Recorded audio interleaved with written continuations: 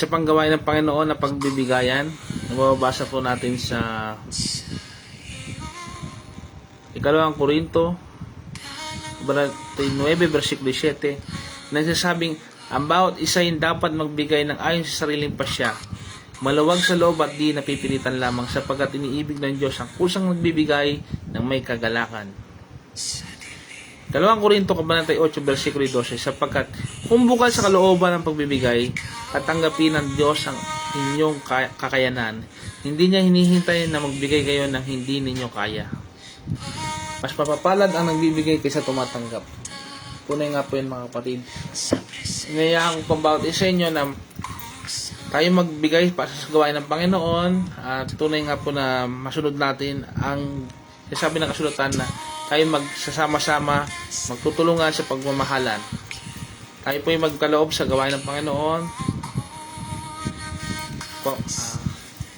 Just reach me po kung any amount po na free contribution po ito, na nasa kusang loob lang po na inyo, kung anong kalooban nyo na magbigay, nasa sa inyo po yan. Panalangin po natin yung offering. Maraming po salamat sa Panginoon sa pagkakaloob ng bawat isa, sa mga miyembro ng Chapel of Christian Faith Ministry. Nawa ay pagpalain po sila, magamit po ang salaping malilikom sa kalawag pa ng ministry na ito, upang marami pa makakilala sa Panginoong Jesus. Ito po ang hinihiling sa panalangin sa Panginoon Jesus. Amen.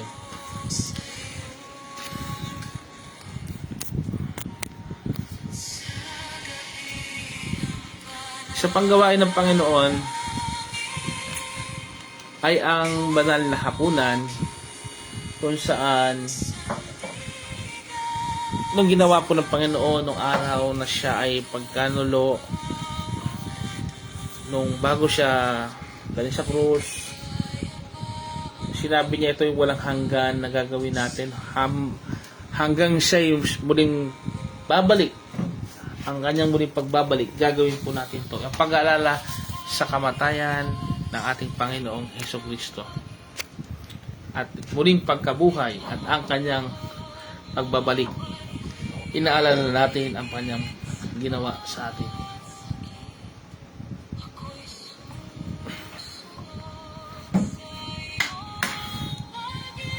Ating basahin ang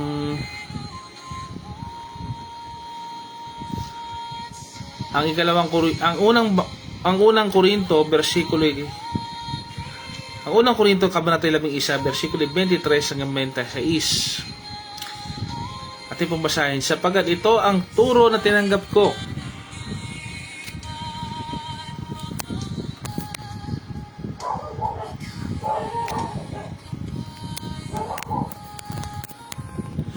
sapagkat ito ang turo na tinanggap ko mula sa Panginoon at ibinibigay ko naman sa inyo. Noong gabing siya'y pinagkanulo, ang Panginoong Yesus ay dumampot ng tinapay at nagpasalamat at pinagtira pero sa iyon. Sinabi, ito ang aking katawan na inihandog para sa inyo. Gawin nyo ito bilang pag-alala sa akin. Ngayon din naman, matapos na maghapon, dumampot siya ng sarong. Sinabi, ang sarong ito ang bagong tipan ng Diyos. Pinagtibay na aking dugo. Tuwing inumin nyo ito, gawin nyo ito bilang pag-alala sa atin. Muli po natin alalahanin ang ginawang sakripisyo ng Panginoon hanggang sa muli niya pagbabalik.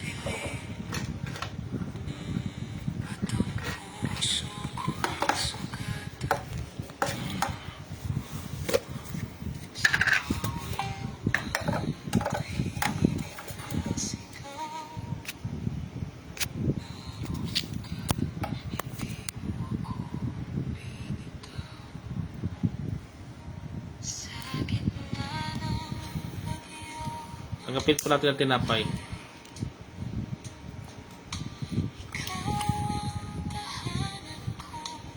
Tanggapin po natin ang simbolo ng dugo ng Panginoon. Ang ubas. Atas na ubas.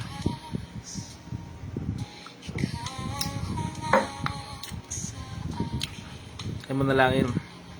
Aming Ama, nagpapasalamat po kami. Tinanggap namin ang simbolo ng mga ito upang muli at mulit alalahan namin ang ginawa nyo hanggang sa muling pagbabalik nyo. Gagawin namin ito nang may pananampalataya sa inyo Tanggapin niyo ang aming mga pagsamba sa inyo sa pangalan ni Jesus. Amen.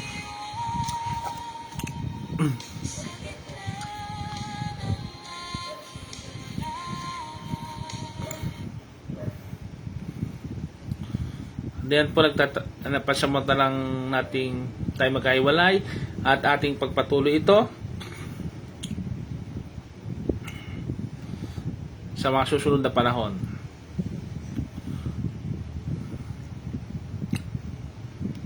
Ating pong awitin itong doksolohiya ng ating pananampalataya.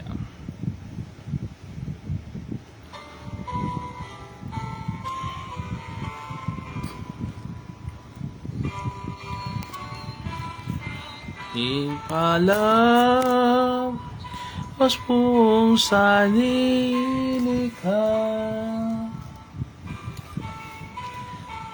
palangitan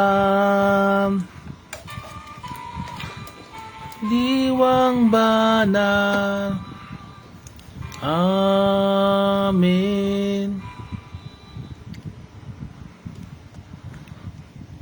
Maraming po salamat sa pagsubaybay.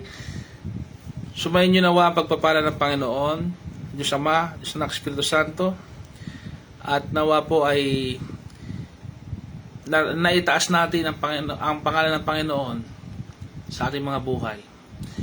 Tayo po ay humayo na may pagpapasalamat sa Panginoon at paggawa ng ating mga pananampalataya. Sa ngalan ng Ama, Anak, Espiritu Santo, pagpalain nawa tayo. Purihin natin ang Panginoong Hesus sa ating mga buhay at tayo lumakad ng may pananampalataya. Maraming po salamat sa pagsubaybay at magandang gabi po. Ito po ang inyong special Happy Easter Sunday. Ito po ang inyong Holy Week 2026. Maraming pong salamat sa pagsubaybay sa Chapel of Worship Christian Faith Ministry. At magpatuloy po tayo sa mga susunod na araw, sa mga susunod na gawain. Hindi lang po sa online na ito, kundi sa mga activity po natin sa pagkikita po natin sa actual. As contact me, just reach me po at tayo panalangin po natin ng isa't isa at tayo po manatiling tapat sa Panginoong Jesucristo.